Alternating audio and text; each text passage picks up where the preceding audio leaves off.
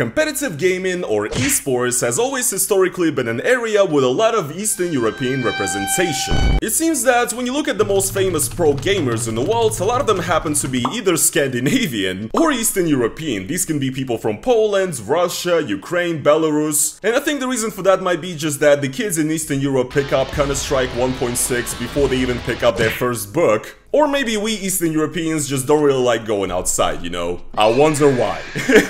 And yes, obviously since the world of esports is so full of Eastern European players, the start of the war in Ukraine has also led to some changes in the esports community. What is up everybody, it is your boy Roman, your favorite neighborhood Russian, and in today's video guys, I want to tell you about a little story that recently happened in the world of esports, where two Fortnite players from Russia, ages 18 and 17, won a major Fortnite championship organized by the game developer Epic, essentially got disqualified and their prize money, a sum of $200,000, was not given to them.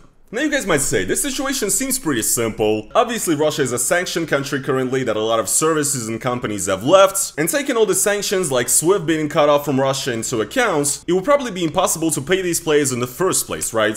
Well, actually, it's a little bit more complicated than that, and that's why I want to talk about it, because this doesn't only raise the question of the so-called collateral damage of the sanctions, and another interesting thing that we could discuss in this is, are Russian teenagers responsible for the actions of Vladimir Putin?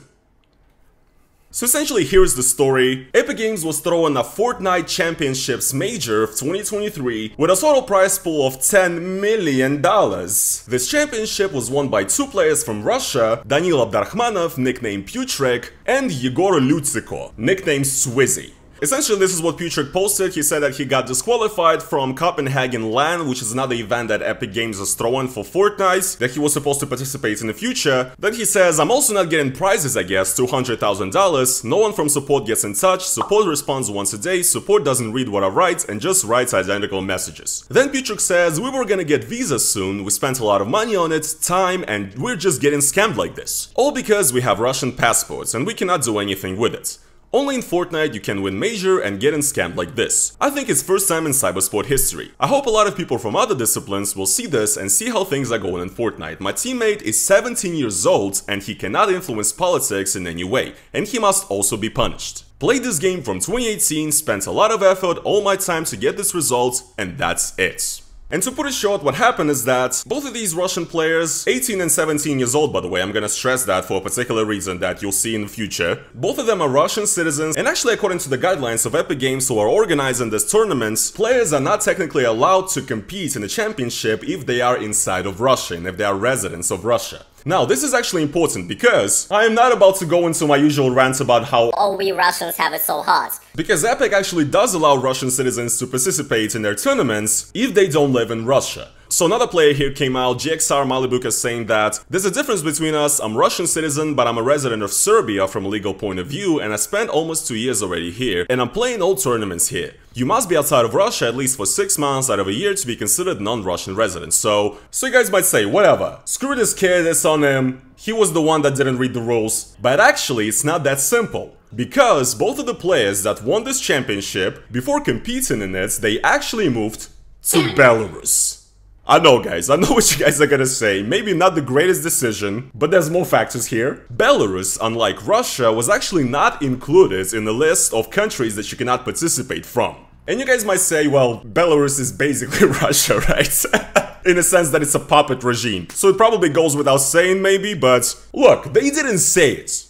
Technically, they did not really break any rules, and also, Epic Games Store actually works just fine in Belarus, for example. Epic Games Store actually announced that they left Russia too, but actually, by the way, the truth is that you can actually still buy games on the Russian Epic Store in Russia, and Russian users can actually buy games on the Epic Games Store by using Russian cards, thanks to the company Xsolla, which actually processes payments from Russian cards for Epic Games. So yeah, the only restriction Epic Games really has on Russian players is that they cannot buy V-Bucks in Fortnite. Maybe if there were Z-Bucks, maybe then they would allow them to. And actually, apparently, according to Putrek, first of all, yes, they were competing from inside Belarus, they moved to Belarus prior to this championship, and also, he apparently has a bank account in Kazakhstan, so technically he could receive that prize money. Another important point that I actually forgot to address is that technically, maybe if he got this money, he actually would have to pay tax to Russia off of this prize, which yeah, isn't perfect, but you know, I think the fact that he has a Kazakh bank account plus that he's trying to leave Russia tells me that maybe he wasn't really planning to pay this tax to Russia, but I digress. Once again, this is a point that I have to take into account. So yes, technically, Belarus was not on the list of countries that you cannot participate from, and I guess the two guys, once again 18 and 17 years old, just probably thought moving to Belarus would be the easiest thing to do. I don't think most 17-18-year-olds have a lot of experience in traveling and moving to other countries. So they did it and they were under the assumption that they would be just fine. However, Epic Games did stand their ground and did basically disqualify them and tell them that they will not receive the $200,000. But it seems like a lot of people in the West got pretty mad about this as well. For example, here Jake Lucky, esports personality, says that I'm sure this is far more complicated than we know, or I'd have faith Epic Games would be operating this differently, but man, I got real sympathy for a kid who played and earned life-changing money, now being told he can't have his check or go to a $4 million event, all because of his country of origin. Just sucks. Which is, you know, a pretty normal reaction, I guess, but also a lot of people had not as much of a normal of a reaction, especially on Reddit, my favorite website. Here's a massive thread on r/Europe discussing this, and so you know, you get big brains like this. Perhaps he'd be better at redirecting his disappointments at Russia's illegal invasion of Ukraine. Then another guy responds saying, so you just want him to protest and get jailed/possibly killed? He's just a fucking kid playing Fortnite. You people are insane. Fair points. Very fair points in my opinion. Then this dude cites the quote, is just a fucking kid playing Fortnite, in response saying, what about the Ukrainian kids his buddies are killing and raping right now? If he wants to hide his ass and let them suffer, we are then allowed to call him a fucking coward. Nobody's trying to say that what is happening in Ukraine isn't terrible. Nobody's trying to say that the plight of being disqualified and denied $200,000 is worse than being bombed. Nobody's saying that. Also, have you ever considered that this kid may also be mad not only at Epic Games but also at his governments for, you know, essentially leading the country towards this? So that shit like this is happening. Two things can be true at the same time, you know what I mean? Or for example, here's another one. Seethe and cope. Dudes should just move. Otherwise, sanctions are there for a reason. Yeah guys, you should just move. It's very easy to do, isn't it? Especially when you're an 18-year-old who does not really have means, money, or whatever to do it. I mean, look, I just want to ask the viewers right now a very honest question. Do you think that the majority of 18-year-olds in your country are currently financially stable enough, experienced enough in life, to be ready to move to another country and fully sustain themselves? You guys do not have to answer, because I know that the answer is no. And of course there's gonna be a guy in the comments who's gonna be like, yeah, I just pulled myself by the bootstraps, you know, when I was 15, I already owned a house, and I served in the Vietnam War, and I bought my house for $300. Alright, we get it. Have you seen the rent prices and the salaries in the world right now? Have you seen the state of the economy? Most 18-year-olds in any country in the world cannot even afford to move out of their parents' place into another apartment, let alone move to another country. Let alone when you're moving from a country that is not exactly known for high salaries, and from a country that is known to have notoriously really shitty relationships with all of its neighbors, and the rest of the world pretty much, which leads to your options being very limited. But once again, the answer is just move, bro. We might laugh at this kid moving to Belarus or whatever, right? However, once again, we're talking about an 18 and a 17-year-old here. When I was 17, 18 years old, I'm sorry, I was literally like, I had like one brain cell. Like, me looking back at myself, just looking at like the level of my skills in life, you know, of how ready I am to live a life on my own, let alone talking about moving to a different country and trying to set up a life there. At 18 years old, 17 years old, I would not be able to do that, and you would probably neither. I mean, the whole situation, I think, should be described very quickly in this sentence. Kid from Russia is disqualified from tournaments and his prize money is taken away from him because he moved not too far enough from Russia. If only this Russian kid got a life-changing amount of money somewhere to move away from Russia. I know, right? Obviously, looking at his tweets and how he said that he tried to get visas, it looks like he was already planning to move away, possibly to Europe, to continue his esports career, right? And from what it seems, apparently maybe because of his financial situation, his passport situation, whatever, he moved to Belarus for this. Unfortunately, a lot of the time, sanctions lead to stuff like this, where somebody who was basically a child yesterday, who's really tried hard and worked hard for something, and who has like a good career in front of him maybe, it's all being taken away from him.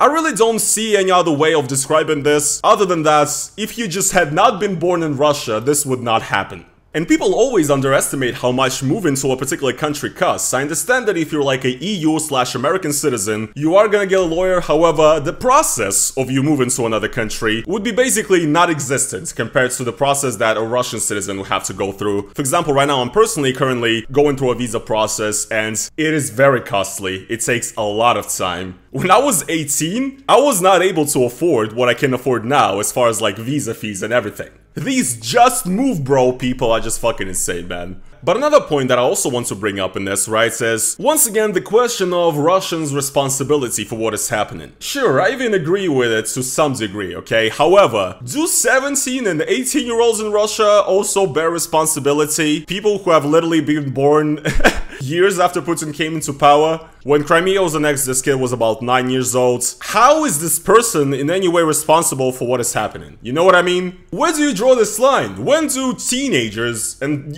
people who were children legally yesterday become responsible for Putin's crimes, you know? I don't know, I just really don't like this implication, to be quite honest.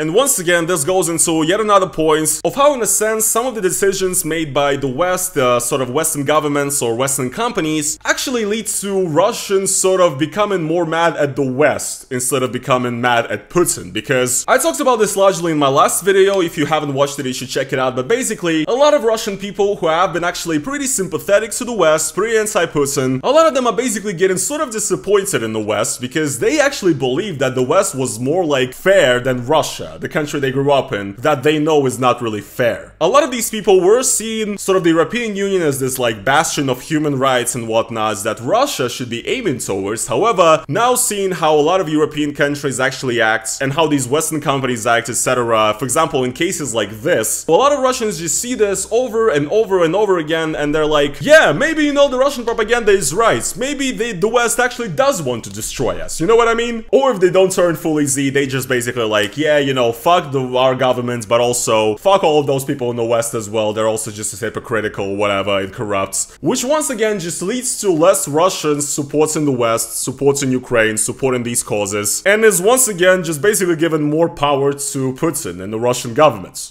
So yeah, you know, really all I have to say is just really sad. $200,000 is an absolutely insane amount of money, especially by Russian standards. And obviously I can only imagine how these guys must be feeling. They know how much money this is, they know that this is like their tickets to a normal life. And that has been taken from them because they couldn't fulfill basically the requirements of being rich enough to move to another country. And yeah, it's just absolutely fucking sad. It's sad. Once again, I don't know how to resolve the situation. I don't have a solution. Nor do I have a conclusion. All I want to say is that this is just fucking sad. And unfortunately, a lot of people in the world are suffering because of what's going on, which once again just shows that Z is not the way to go.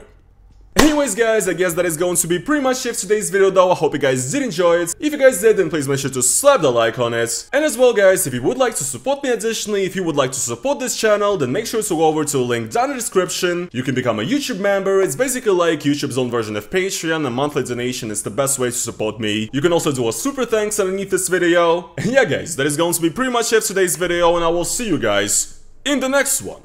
Peace.